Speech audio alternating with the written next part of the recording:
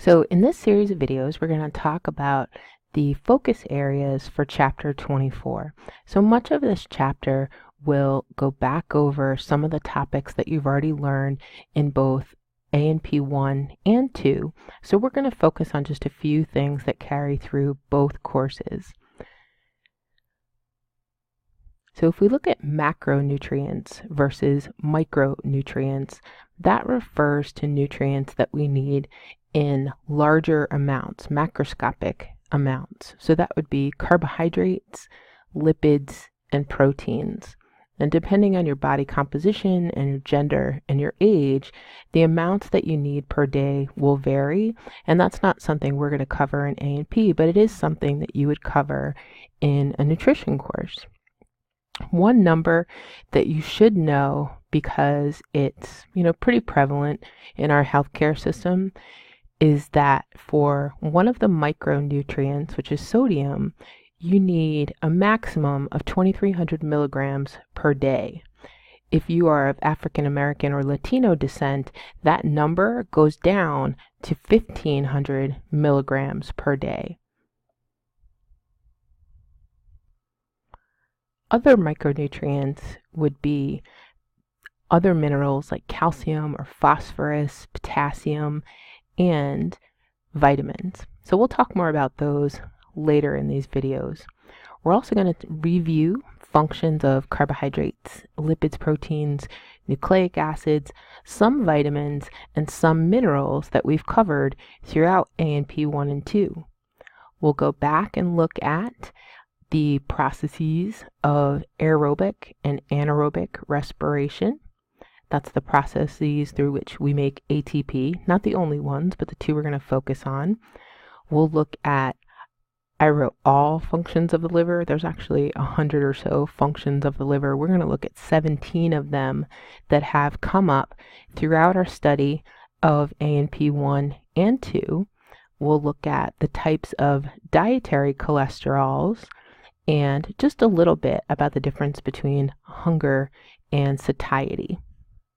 So we're going to start with liver functions.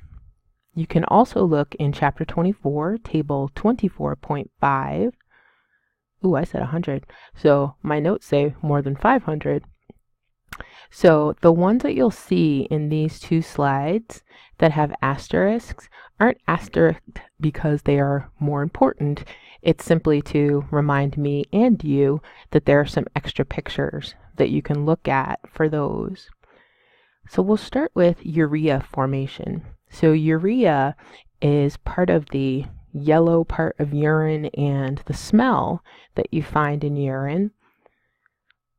And urea is formed in the liver. So we take carbon dioxide and add that to ammonia, which is nitrogen with 3 hydrogens on it. And that's formed into urea, which is much less reactive and much less toxic in the blood than ammonia is. In chapter 26, we'll go over the ammonia molecule as one that can serve as either an acid or a base. So it does affect blood pH, and that's why we don't want to transport too much of that. Secondly, the liver helps to filter blood. And this is probably a function that you're quite familiar with, but we're going to look at it at a more microscopic level. So we talked about hepatic portal circulation in chapter 19, and we look at it in chapter 23 as well. So this is a nice schematic that explains that nutrients that are absorbed from the superior and inferior mesenteric arteries, as well as the gastric artery, and then blood that's been filtered through the spleen in a very similar manner, all goes to the hepatic portal vein. That blood is then going to go here into these liver lobules, and the lobules are composed of hepatocytes, which are liver cells. Within the sinusoidal capillaries, so those are the leakiest of the capillaries that we've studied, there are these special macrophages called stellate macrophages, or Kupffer cells, those are on the lookout to phagocytize toxins or debris, or it might be a parasitic worm or a worm cyst maybe that has been absorbed in your foodstuffs, because none of the food that we eat is going to be sterile. So we have to have a way to make sure that the blood nutrients in the blood that we're absorbing before that blood has gone through the liver to the hepatic veins, back through the inferior vena cava, and then to general circulation. So you can see all that blood goes back to the heart. So we want to make sure that that liver is, quote unquote, as pure as it can be, or as clean as it can be. So I kind of think of the liver in terms of hepatic portal circulation as being like customs.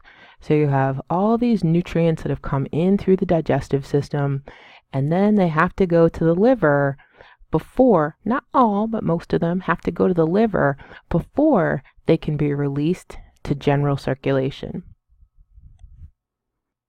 So the liver is also responsible for the manufacturing, so the anabolism, building up of compounds that have come from digestion or that have come from us eating foods. Lipogenesis is one of those processes which is stimulated by insulin. So lipogenesis, that's making new fat, happens in one way because if we eat extra glucose, then we have to store that glucose, and one of the good ways to store that is to convert the glucose into triglycerides, which we then store in adipose tissue. And the same thing would happen if you ate extra fats in the diet or even extra proteins in the diet. So too much protein is not good either. These three, gluconeogenesis, glycogenolysis, and glycogenesis, all involve carbohydrates. So glycolysis does occur in cells of the liver, but right now we're going to look at the other three.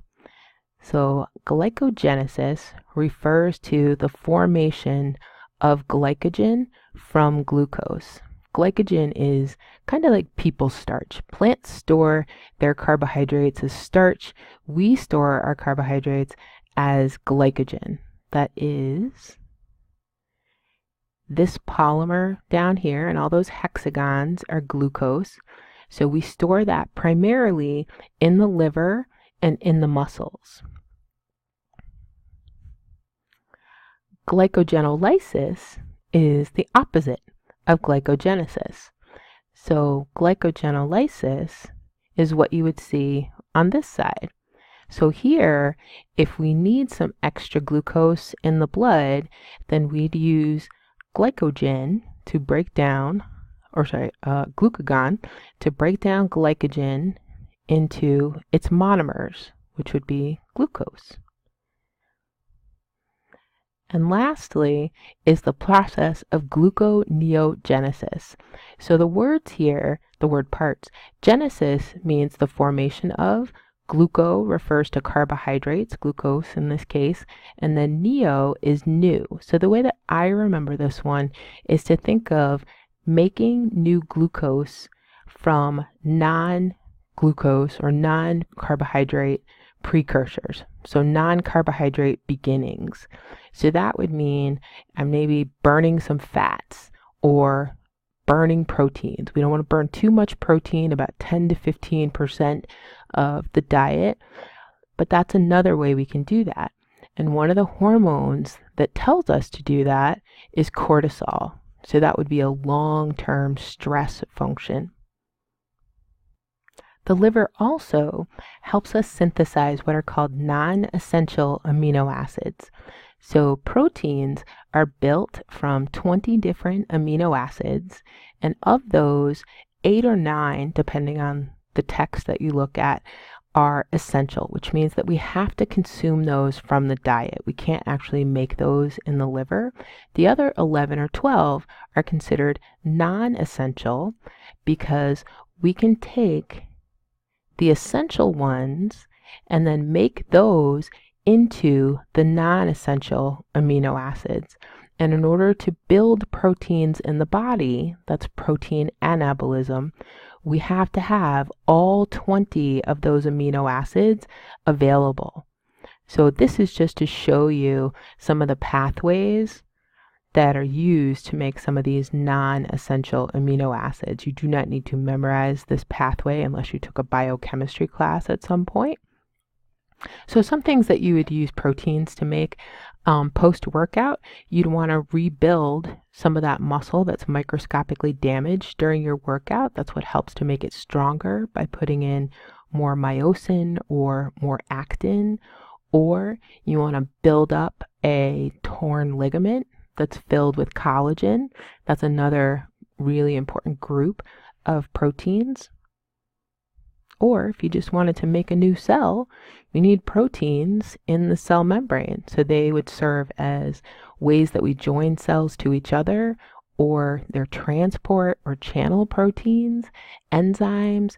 They are the receptors. When we've talked about MHC1s and 2s, or beta adrenergic receptors, or alpha adrenergic receptors, those receptors are all protein-based receptors. The liver is also responsible for synthesizing both dietary cholesterols, and it does a pretty big amount of cholesterol manufacturing. So dietary cholesterols include triglycerides or the molecule cholesterol, but they are not the same as the chemistry molecule cholesterol. Dietary cholesterols are actually composed of some fat and some protein as well. And in general, their job is to help us transport fats. So this is a cholesterol molecule, which would be the building block of some of those steroid hormones like testosterone, estrogen, progesterone, aldosterone. But we're going to go back to looking at dietary cholesterols. So you don't actually need to consume cholesterol in the diet. Generally, your liver will make all the cholesterol that you need every day. And cholesterols, for the most part, are found primarily in animal products.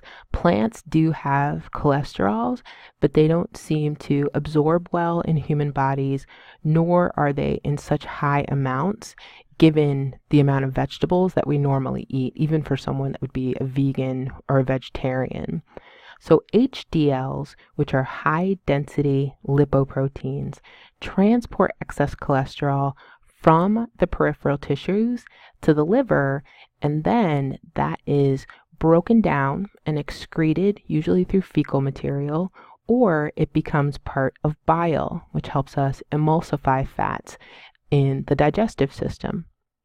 LDLs are low-density lipoproteins. Now those transport cholesterols to peripheral tissues. And one of the places you've seen that is in the arteries, where excess cholesterols can lead to atherosclerotic plaques, which then increase peripheral resistance in those arteries because they make the lumen smaller and then increase blood pressure. One good way to remember these is that HDLs are happy cholesterols because they're removing excess cholesterol from the body. LDLs are lousy cholesterols because they are putting more cholesterol in the body. And then VLDLs are very low density lipoproteins. So their job is to transport triglycerides, those are the fatty acids, from the liver to generally adipose tissue. So that would be one way that excess fat or proteins or glucose in the diet is put into the adipose tissue and we gain weight. I also found